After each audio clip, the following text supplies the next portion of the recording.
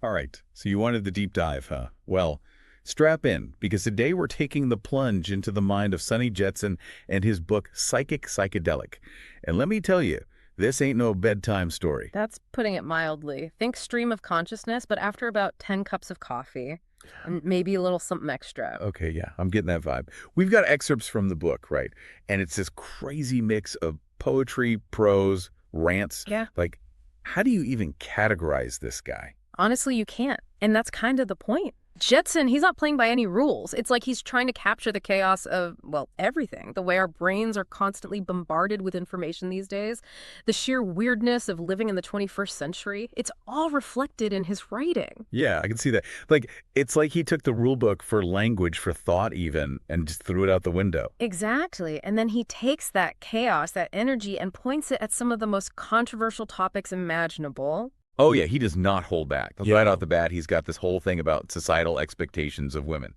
There's this one line, they create a mirage. She came right off a Playboy calendar centerfold. I mean, what the hell, Sonny? Lay it on us. This is Jetson unfiltered, raw, aggressive, no apologies. He's calling out the way he sees women being objectified, turned into these impossible ideals by, well, everything. Media, advertising, the whole system. And it goes even deeper than that, right? He connects it to this whole idea of being a prisoner of mind, controlled by these shadowy forces. He even calls out the Federal Reserve, Rockefeller, Enron Corp, derivatives. Is he going full conspiracy theory on us, or is this more about the systems we all live in? Jetson's always looking for the strings, the power structures behind the curtain. Whether it's the government, big corporations, religion, he sees them all as inherently limiting, oppressive. He's trying to show us the bars of the cage, even if we don't realize we're in one. Okay, so far we've got this prison of mind, we've got Playboy centerfolds, we've got the Federal Reserve pulling the strings. But where does the psychedelic part come in? Because Jetson throws around terms like Krishna, DMT, shamanic rituals. It's like he's building a whole other dimension into this thing. And that's the key to Jetson, right? He's not just critiquing the world as it is, he's hinting at a whole other way of seeing it, a way to break free. He pulls from all these different traditions, but it's not about dogma or blind faith. It's about finding your own path, your own way to tap into what he calls that psychic potential. Which is even more interesting when you consider how much he seems to hate organized religion. Yeah. He's all about spiritual exploration, but he doesn't seem to want anyone telling him what to believe. Exactly. Jetson is all about radical self-discovery. He wants us to tear down the walls in our minds, question everything we think we know, and build something new from the rubble. Okay, I think I'm starting to see what you mean. But here's the thing. He's not exactly giving us a roadmap, is he? It's more like, here's a bunch of dynamite and a metaphorical sledgehammer. Go blow up your reality and see what happens. And that's what makes him so damn interesting. Right. We've only scratched the surface here, but already it's a wild ride. And something tells me this is just the tip of the iceberg when it comes to controversy. Oh, you have no idea. Just wait till we dig into what he has to say about sex, drugs, and the whole damn power structure. Oh, boy. Sounds like we're in for a wild ride. Stick around, listeners, because things are about to get interesting. So, ready to go deeper into the mind of Sunny Jetsun and his book, Psychic Psychedelic. Oh, you know I'm always down for a little mind-bending. Last time, we got a taste of his style, his whole critique of societal control. But you mentioned things are about to get a whole lot more, shall we say, spicy. Jetsun doesn't shy away from much, especially when it comes to sex. He pretty much tackles it head-on. Yeah, that's one way to put it. There's that part where he talks about, and I quote, that magic touchdown. They're too wild. Lot of requests for that sperm. I mean, is he talking about sex or some kind of cosmic football game? What's going on there? You gotta love Jetsun and his metaphors, right?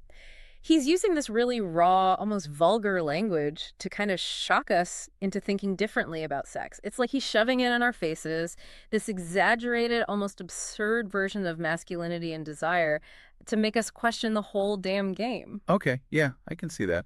And it's not just about sex itself, right? He talks about confusing a contract with love and how he doesn't want to restrict my allowance to be free. He's basically rejecting the whole idea of monogamy relationships the way we're told to live, you know? Exactly. Jetson is all about breaking free from those societal constraints, especially when it comes to love and intimacy. He's asking, why do we try to fit these square pegs of expectation into the round holes of human desire? Right. Like, who made those rules anyway? Right. But okay, so he's not afraid of a little controversy, that's for sure. But then there's the whole drug thing. I mean, he talks a lot about psychedelics, especially DMT. What's your take on all that? Is he just glamorizing drug use, or is there something more to it? Jetson's not your typical self-help guru, that's for damn sure. He's not peddling easy answers. When he talks about DMT taking you out to space and giving you diorama visions, he's talking about a complete shift in consciousness. He's not just describing a trip, he's talking about seeing the world in a fundamentally different way. So it's more about using these substances as tools to explore different states of being, to break free from the limits of how we normally perceive reality. Exactly. He's not saying, go get high and all your problems will disappear. It's more like he's saying, what if the way you see the world is just one tiny sliver of what's actually possible? I mean, that's kind of a mind-blowing thought, right? Yeah. But he also mentioned salvia decorum, which, I'll be honest, I had to look up. That stuff sounds intense. Oh, yeah. Not exactly a walk in the park. And Jetson doesn't sugarcoat the more challenging aspects of those experiences either. Remember that line, lethal cocktail of bacteria after that jacked up adrenaline trip? That one kind of stuck with me. Yeah, no kidding. It's like he's saying, hey, this path to enlightenment, it ain't always pretty. Absolutely. But those dark places, the challenges, they're all part of the journey for Jetson. He's not afraid to face the shadows, both within himself and within society. Remember, this is a guy who calls himself a subversive, distorted, excessive, mad infidel terrorist on drugs. Yeah, and you know what? As crazy as that sounds, it kind of makes sense considering everything we've talked about. This isn't just some dude writing poetry in his basement. This is a full-on provocateur. Yeah. He's a truth teller, even if that truth is messy, uncomfortable, maybe even a little scary. Exactly. And I think that's why his work still resonates today. Because let's be real, a lot of us are feeling that disconnect, that sense of unease with the state of the world. And Jetson, he's not afraid to call out the bullshit. Yeah, like when he talks about the London Russian plutocrat with drinking water from Fiji and the ridiculously expensive mansion. And then he contrasts that with the Estonians sent to Siberian labor camps. It's like he's shoving that inequality right in our faces, forcing us to confront it. He's a master of juxtaposition. He'll take these two seemingly unrelated things, like a wealthy elite drinking imported water and people suffering in labor camps, and smash them together to make a point about the world we've created. And nobody is safe from his critique. He even calls out Colin Powell's 2003 UN speech about Iraq's WMDs, saying it was all a lie. Jetson's not afraid to go there. He sees right through the BS, whether it's coming from politicians, religious figures, or anyone in a position of power. So we've got this guy, right? He's a psychedelic explorer, but he's also politically engaged, socially aware, and he is not afraid to call out injustice. But it's more than that, right? It's like it's all connected for him. Exactly. He sees the exploitation of people and the planet as two sides of the same coin. Remember that part about the Amazon? He calls it a tropical factory of equatorial IKEA furniture and riches. It's like we've lost our way. Yeah, he's saying we've turned this sacred, life-giving ecosystem into a commodity to be bought and sold. And it's not just the Amazon. He talks about the Inca Sites Exploitation Company, how Machu Picchu has become this tourist trap. It all goes back to that spiritual void he's always trying to fill. We've become so disconnected from nature, from each other, from our own selves that we're literally destroying the planet. So for Jetson, the personal is political.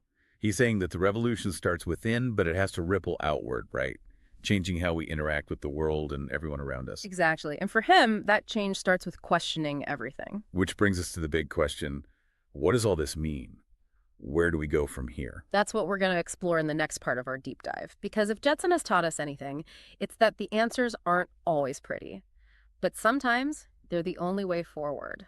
Okay, so we've gone down the rabbit hole with Sunny Jetsun, explored the good, the bad, and the just plain strange. And I gotta say, I'm still trying to wrap my head around it all. What's got you hung up?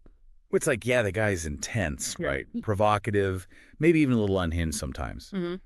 But I keep coming back to this feeling, this sense that there's a method to all the madness, like he's searching for something. You're picking up on what makes Jetson more than just a shock artist. It's not about tearing things down for the fun of it. He's trying to wake us up. To what, though? What's the end game here? Think about everything we've talked about. The way his writing is all over the place, like our brains in overdrive, the anger at being controlled, at the system, at everything, the fascination with altered states of consciousness, it's all connected. Jetson wants us to break free. From the prison of mind. Exactly.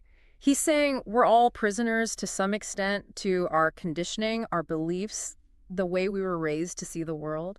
So it's deeper than just some conspiracy theory. It's about the whole system. It's about recognizing the bars of the cage, even if they're invisible, and then figuring out how to break free. And he sees spirituality as part of that, right? Not religion necessarily, but this idea of personal exploration, of tapping into some deeper potential. Exactly. For Jetson, spirituality is the ultimate act of rebellion. It's about taking control of your own mind, your own experience, and not letting anyone tell you what to believe or how to live. Which makes his take on, well, everything so interesting. The sex, the drugs, this total disregard for societal norms. It's like he's saying, screw your rules, I'm doing it my way. He's pushing boundaries, forcing us to confront our own discomfort. When he talks about that magic touchdown and all those requests for that sperm, he's not just being deliberately provocative. He's challenging our whole framework for intimacy, for connection. So he's not advocating for some kind of hedonistic free-for-all, right? There's a deeper point here. He's connecting it back to the environmental destruction, the political corruption, the exploitation of entire cultures. He sees all of that as a symptom of this deeper spiritual sickness. We've lost our connection to what truly matters to each other, to the planet, to ourselves. So for Jetson, the personal really is political. He's saying, if you want to change the world, start by changing yourself. But I got to be honest, it's a little daunting, right? Like, where do you even begin to dismantle a lifetime of conditioning? How do you actually break free from the prison of mind? That's the million-dollar question, and Jetson's not offering any easy answers. He throws out these little breadcrumbs, meditation, psychedelics, connecting with nature, but he's not giving us a step-by-step guide. It's more like he's saying, here's a map to the edge of the map, now jump off and see what happens. And that's what makes Psychedelic such a challenging but ultimately rewarding read. It's a mirror reflecting back the chaos and the potential of our own minds. So where does that leave us? What do we do with all of this? That's up to you. Jetson isn't going to hold your hand. But if you're willing to ask the tough questions, to confront the shadows within yourself and the world, then maybe, just maybe, his work can be a catalyst for real change. All right, folks. There you have it. A glimpse into the mind-bending world of Sunny Jetsun and his book, Psychic Psychedelic. It's a wild ride, for sure. But hey, what's life without a little adventure? Until next time, keep those minds open and keep diving deep.